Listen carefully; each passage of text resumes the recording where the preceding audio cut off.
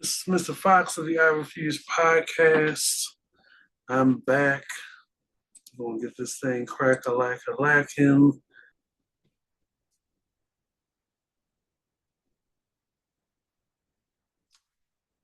So now that we're all in this group chat today, all right, you white motherfuckers, all eyes on me.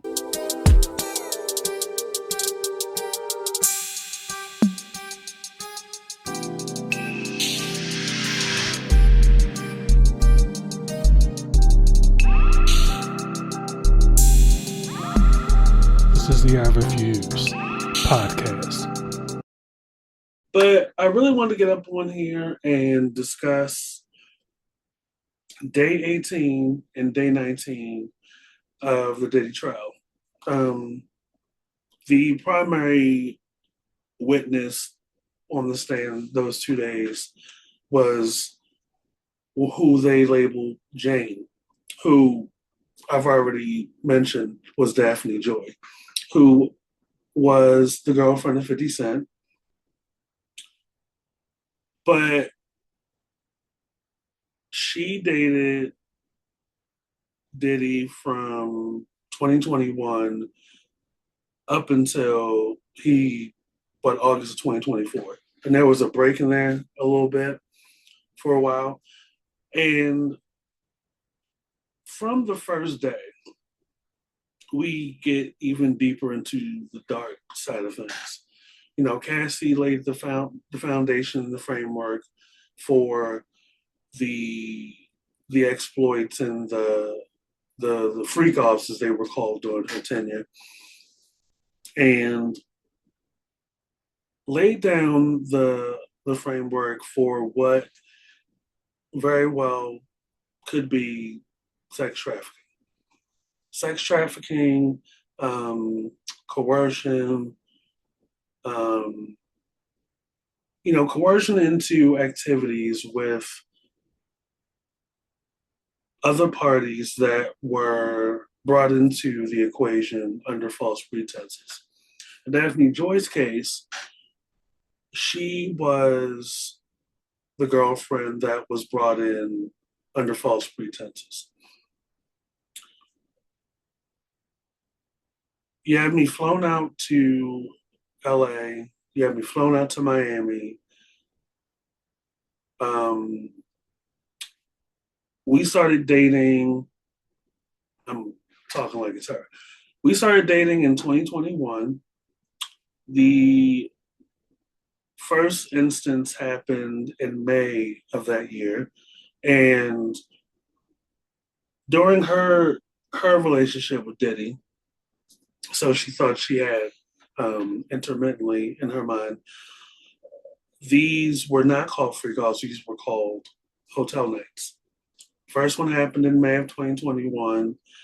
And, as she's on the stand and, the first day 18, was definitely a direct examination. Like, there wasn't cross yet. Like, all day 18, she was handled by the defense, I believe. And then the cross was the prosecution. Now, keep in mind, at this point, Diddy has a defense attorney that goes by the name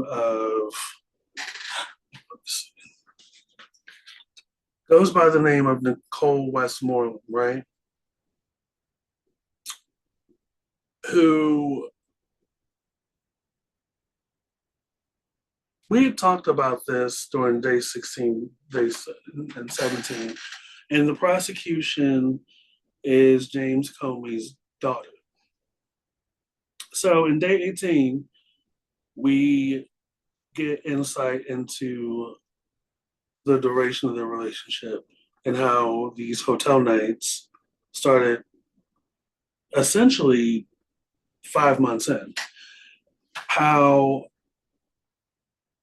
the the first the first couple of instances or the hotel nights Some would last up to 3 days. Like the the least amount of time was like 12 to 18 hours.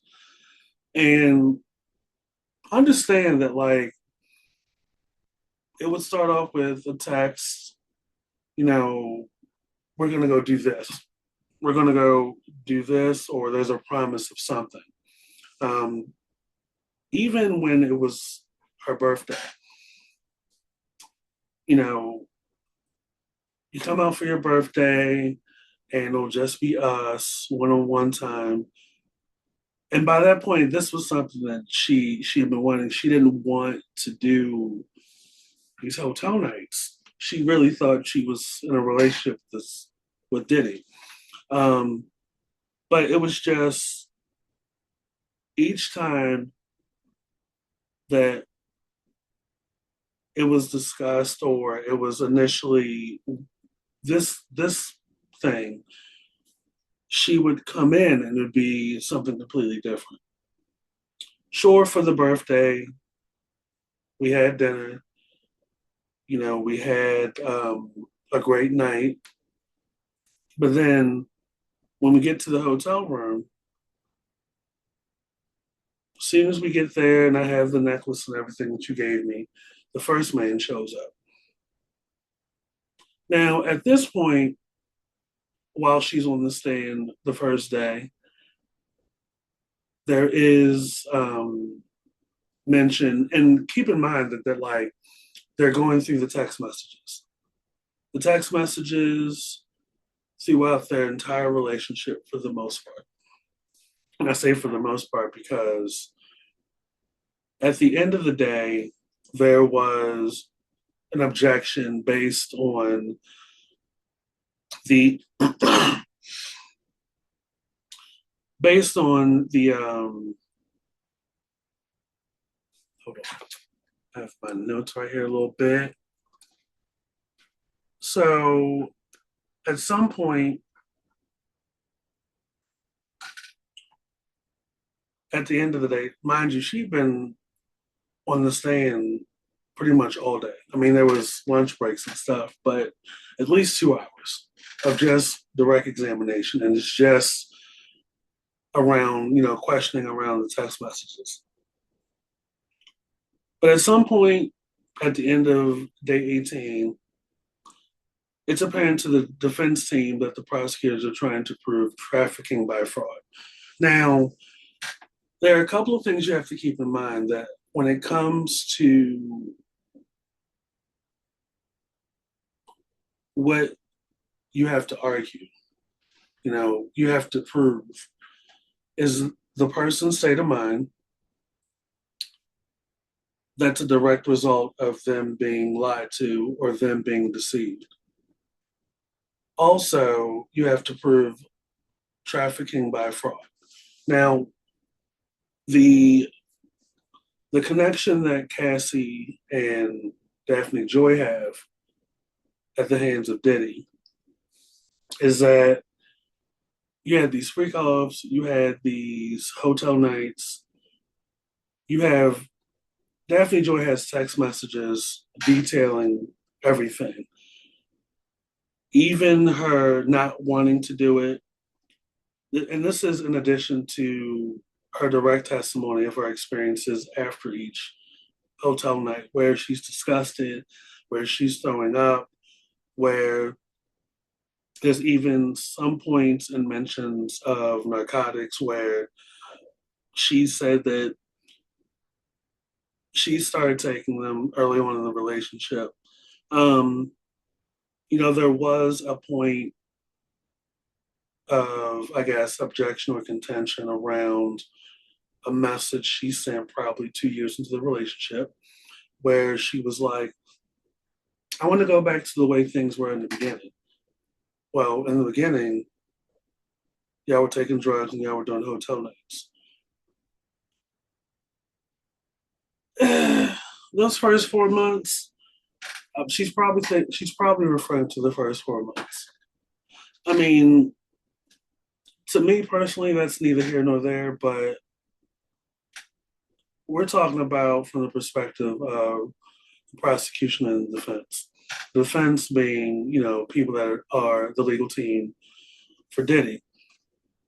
Um, we said earlier in previous videos, we try to make it a point to point out that the defense's job is to cast doubt in the juror's mind, poke holes.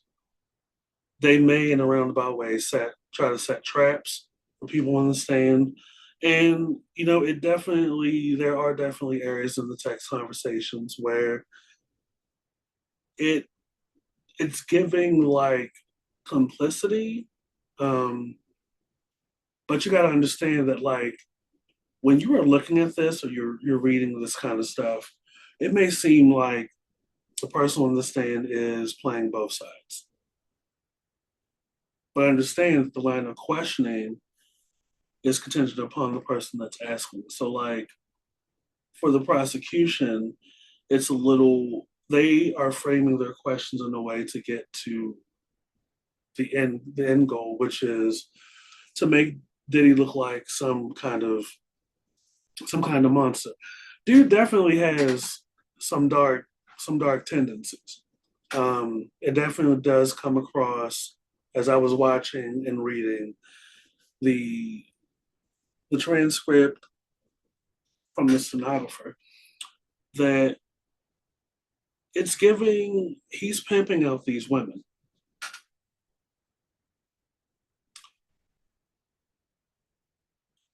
But also, two things can be true. That I think there's a part of Jane that was attracted to it. Not being pimped out, but the what being in a relationship with a high powered individual can afford you. Case in point, at some point in their relationship, she they had a conversation which was brought up in the trial while she was on the stand that ultimately was around finances, an allowance, $10,000 a month. And this is in addition to the flights and the trips and the gifts and stuff for an apartment that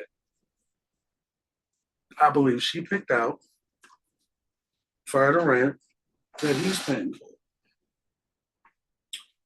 Now, that happened before she, again, felt like she was being lied to and that she was being deceived. When she caught wind that another woman was at Diddy's house in Miami. And when she confronted him on it, he responded in voicemail or voice memo or whatever, which was played in the court, that this lady was a friend and she was only coming over to help him work out. And, basically he was doing I guess his best attempt at being smooth, but also like cussing her and trying to act like he doesn't know what she's talking about. Now this is a couple years into the relationship. There is definitely a cycle and definitely parallels between this dynamic and his dynamic with Cassie. There is drugs involved. There is moments where he is asking her to fly out to LA to pick up paraphernalia and fly back with his bodyguards, security staff, or whatever. She was not comfortable with it. She had a conversation with his former chief of staff, and she was like, No, it's fine. I do this all the time. Just put it in your check luggage. She wasn't comfortable with it, which makes sense because that's trafficking. But also, there early on, she said on the stand that when supplies got low during the hotel night, he would call up some employees or staff to go get some more stuff. And you got to keep in mind this is a RICO and trafficking trial against Sean Combs. There are a few times so far, numerous times, where people on the stand would, in their testimony, it will hit you like, oh, this may actually stick. This may actually be a fucking problem.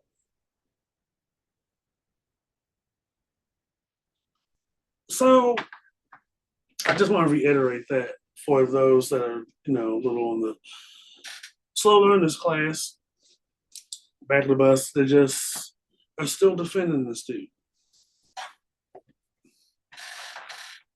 Even people that he's not dated. Like people outside of his universe are being deceived. The scene in Players Club where she's like, only came to dance for y'all, and that's it. Shit like that. He was doing similar shit like that. And when you have women under the belief that they're in a real relationship with a guy,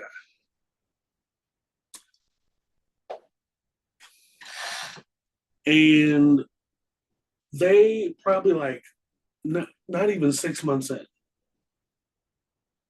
start the bait and switch. And that continues throughout the 3 years.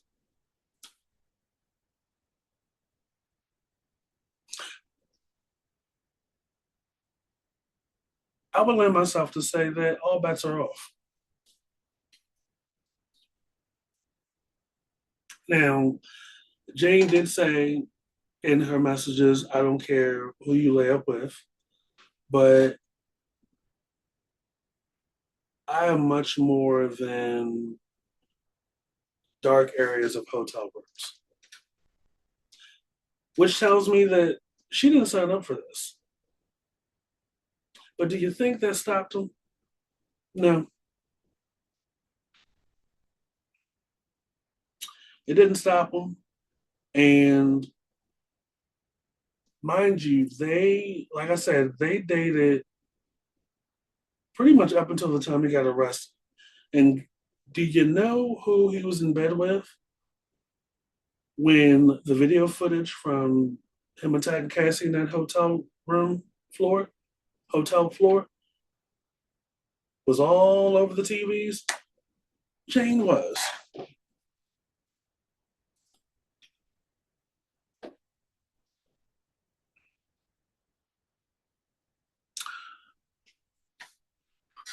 Shit's crazy.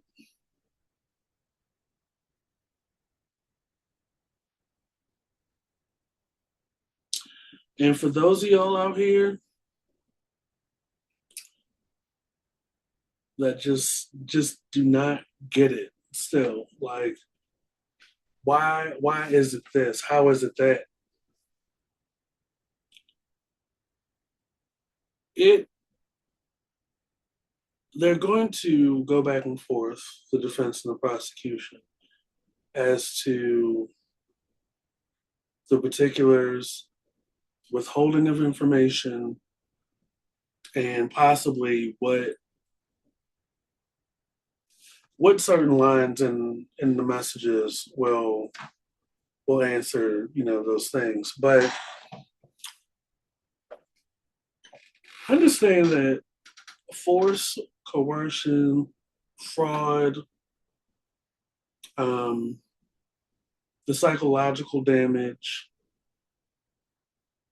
having folks, men and women, believe that one thing is going to happen, whether it's, discussed or briefed from a third party, or from the man himself that's actually on trial, for the reality to be something different. Yeah, that's not like you bringing them in under false pretenses. Like Jane's being flown in thinking it's going to be a one night, a special romantic evening with my boyfriend. And as I'm sitting on the bed with this necklace you got me, the first man comes in. And after that, we go to the next room. That's part of the suite. There's cake, there's flowers, there's balloons for my birthday. Then the second man comes in.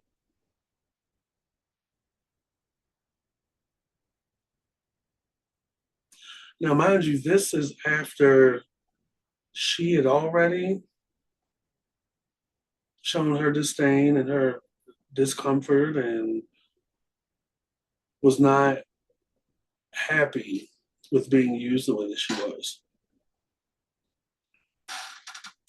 And even throwing up and crying and all that stuff, you sitting there just playing music or telling her, oh, I'm too drunk for all of this. And after you had men run through her, like,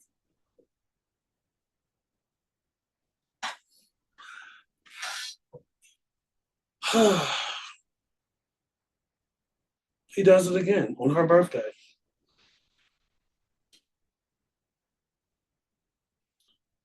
She runs to the bathroom, throws up.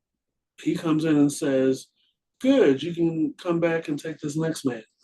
What in the HBO Presents is going on? No, sir. No.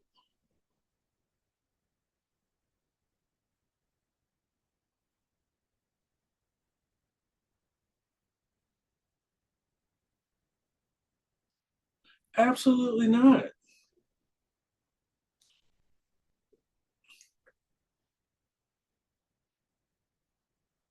Like, I'm not gonna lie though. My dumb tail, y'all like to share everything on social media and do y'all own investigation. And I took that shit coming into these 2 days of trial, thinking, what why do we care? This is my initial thought. I've grown, I've evolved, I'm good. Like when you look,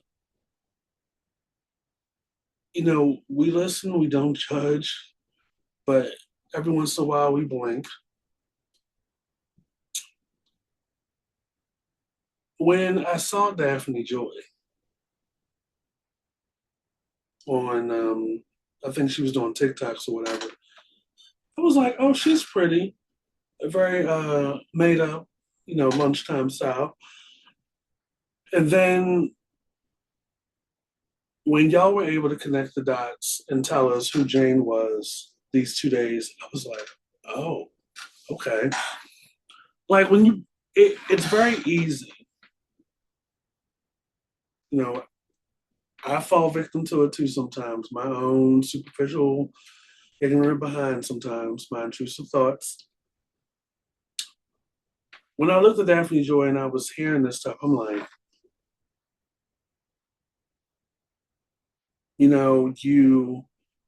while there is part of me that's like,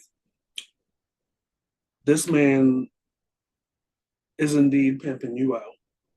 There's also another part of me that's like, she kept going. She kept going. She wanted to make an OnlyFans. she wanted to like really do something.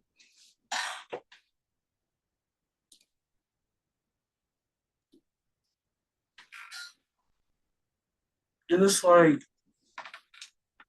regardless of how a woman dresses or looks, it is not okay.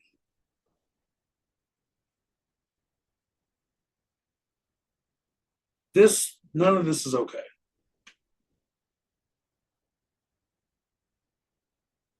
Now I don't know what else will come out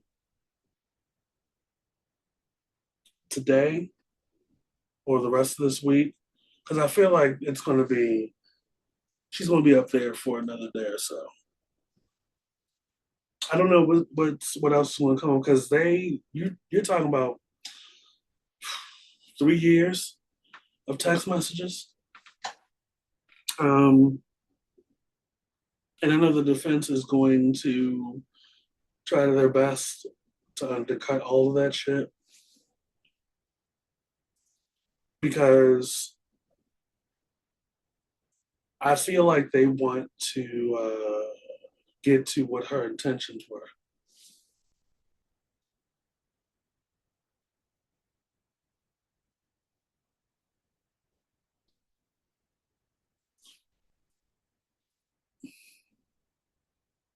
And why did she keep coming back? And was it the lifestyle that kept you there, or all this stuff? You gotta understand that, like, this is some stressful shit for a person. A, being part of a major trial, called to testify and relive all that stuff, and have to go through every single message and have every message you've ever sent or received put up on these big ass cardboards or screens as they're asking you questions.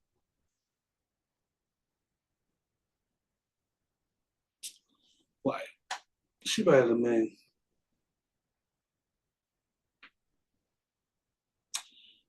Each week we go through this trial, I can hear Cat Williams saying, if Diddy invites you to come party with him, you've got to say no.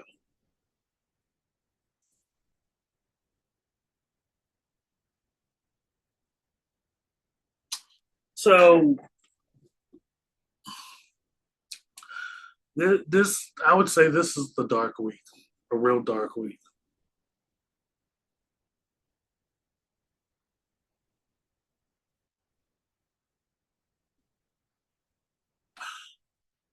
Say that's all I got. Ain't got no more right now. It's only Tuesday, and I got some other stuff to do. I got to get up out of here because this is just freaking me the fuck out. Get into the After Use podcast wherever you see the podcast, wherever you get your podcast. Get into the YouTube channel. Get into the Usual Suspects podcast wherever you get your podcast. We'll catch you guys later. Peace out. Fendi, like the bag.